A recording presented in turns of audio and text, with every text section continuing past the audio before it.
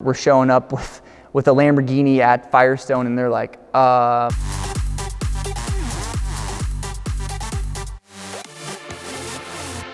average, it costs about $300 to come out and drive an exotic car on a racetrack. You get 3 laps. Typically, the racetrack length goes from 1.5 to 2 miles. So you're getting a pretty good experience.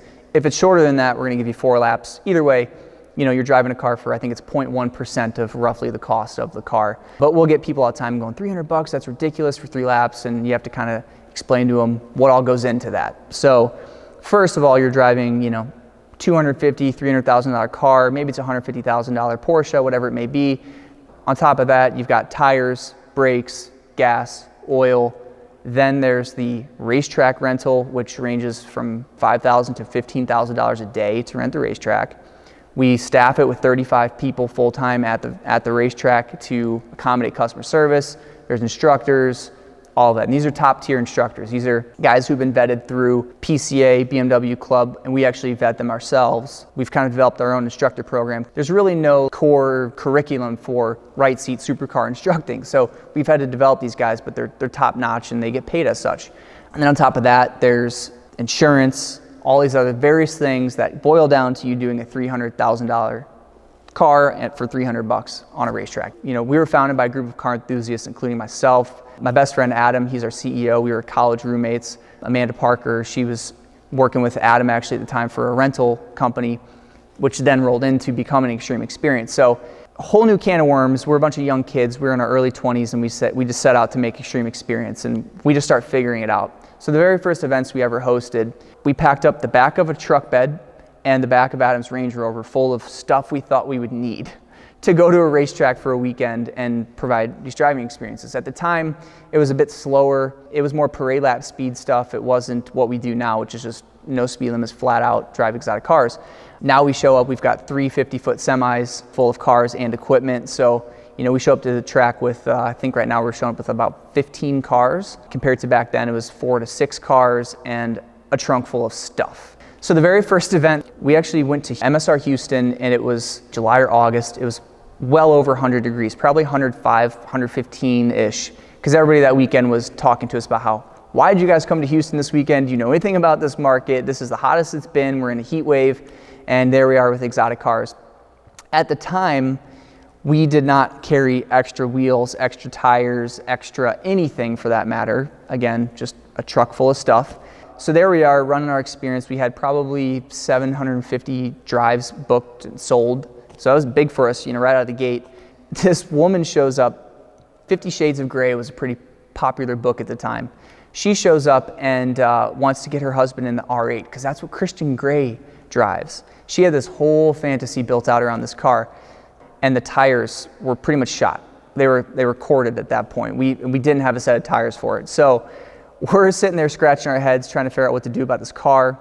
She's up in arms about the fact that the R8 is not available for her husband. Her fantasy has been kind of shot, all because we didn't have an extra set of tires. So what we do is we get on the phone with Lamborghini of Houston. They're like, who are you guys? This doesn't make any sense, but we'll try to help you out. So somebody actually jumped in a car they had some tires that fit the R8.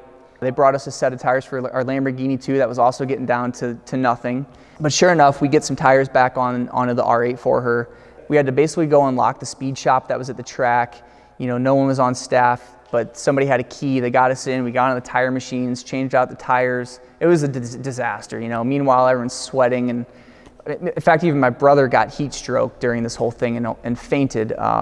He was instructing nonstop in a car that day, and that's how hot it was. So anyway, we get the tires back on the car. We actually finally got to make this woman's dream come true. It was maybe 3 or 4 hours later, unfortunately. But that was a huge learning experience for us back in the day because we just were not prepared for the wear and tear. At the time, I don't think we were even checking tire pressures for consistency, so that's why these tires were overinflating and wearing so quickly.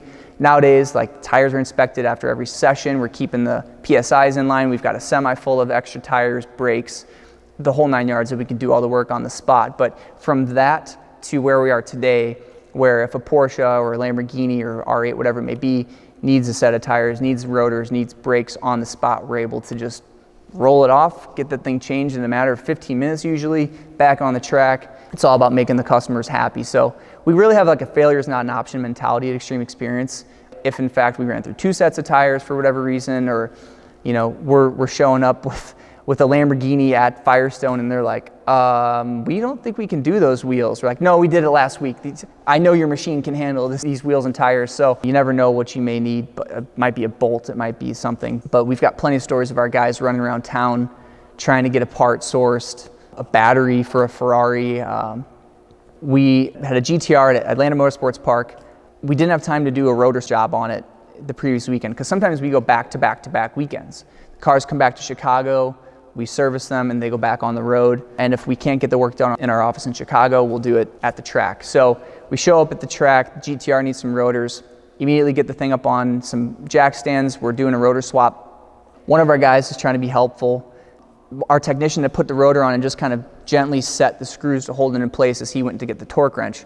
One of our guys trying to be helpful sits down and starts cranking them down and like strips the threads out of a couple of them because he didn't know that they had just kind of barely been set. So the technician comes back up to the car, chief technician, and he's like, what the hell happened here? Like, who tightened this down? The bolts are stripped out. There's a little device that you can put back into the stripped bolt, and you can then sink an actual bolt back into it, and it gains some purchase. We were calling frantically around every shop in Atlanta, and no one had it. So one of our instructors, we finally found one in Alabama.